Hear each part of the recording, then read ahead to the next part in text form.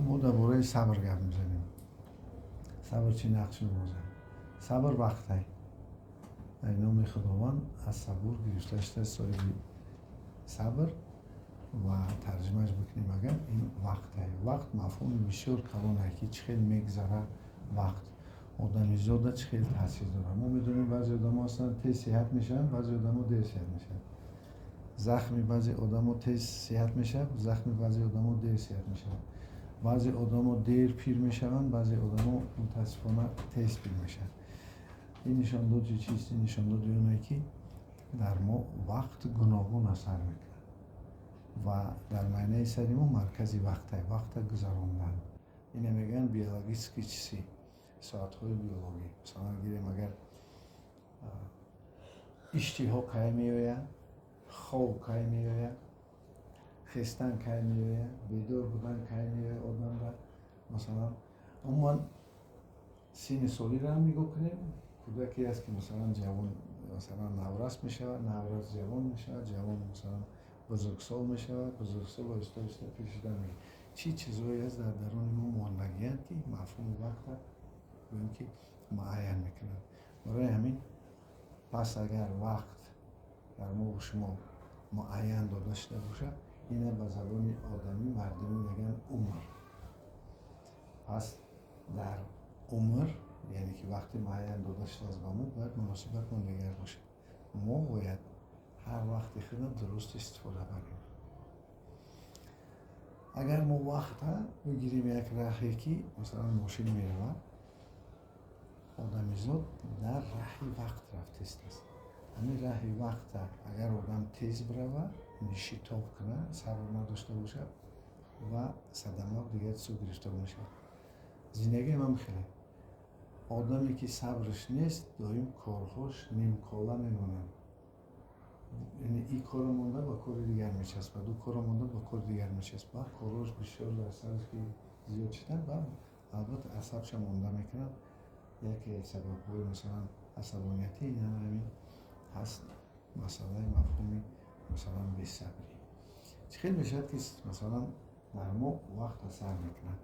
وقت این خرانت‌ها نام ذره‌چه‌ها داره در روی زمین هستند، چون که وقتی روی زمین فرق داره از وقتی کیهان. مثلا در کیهان وقتی دیگر خیلی میگذره، در روی زمین وقتی دیگر خیلی میگذره.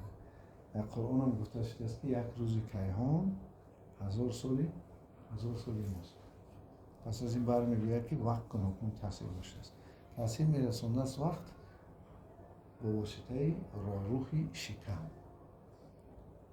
راهروی شکم مانند آفتاب، یعنی که جای مگنیتی الکترومگنیتی هست که انسان مثلا موج میگیره و وقتی که محکم شود در نتیجه استرس ها، زیان ها محکم می شود و تاجیک‌ها میگن که نفت درون زده است. نفت درون زد، نفس کشی عضوای شکم درست میشه و این سبب میشه آهسته آهسته بیماری های گستریت و یزد و زخم معده و پانکراتیت، خلستیت، روده ها پرابلم و گرده ها پرابلم اثر میرسونه. برای همین وقتی که شما در سکوتی که میکنید، یکی از وظیفه‌های مهم است که انسان در بگیم که مجرای وقت، در همین راه وقت باید همون میانه حرکت بگیره. نه تیزی بسیار حرکت کنه که بی‌صبر باشه، نه تنبلی که مثلا آهسته حرکت کنه باشه. و همین حساب ما امروز فهمیدیم که یکی از سبب‌هایی که آدم طبابتش مشکل میشه است این است که بی‌صبر است.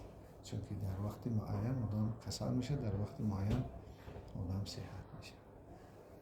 و البته فراموش نسازه که حالتهای معین بیایی در خانه که شما ثانیه‌های فکر کنید و اندیشه کنید که چیکار کردن نکار پرابلم‌های خودتون را فکر کنید و کوشش کنید که آرامی را به دست بیارید. داروی اساسی مثلا همین بی‌صبری این چیز به حالت آرامی آمدن.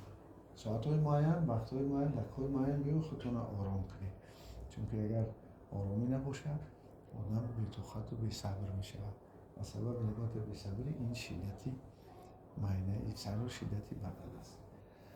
ما اینجا میدونیم که خیلی همون یک حدیث رسول اکرم است، میگه که بهترین تحفه برای انسان این صبر است، که آرامی قلب است صبر کنید و آهسته آهسته مانندی که ما شما صبر میکنیم در میوه در بسیار چیزا که نه عودل میکنه نه غوره میکنه و آهسته آهسته میوه میشود. همینطور روز میشود که بسیار بیماری شما خود به خود گم میشوند اگر شما صبر کردن یاد گیرید. از صبر غوره اولا میشه. خداوند با صابران است میگن صبر کنندگان را دوست میدارد. برای همین کوشش کنید که شما صبر خدا بسازید و مشق‌های روانی و خودی صبر در وجود خودتون جا کنید. سلام باشید.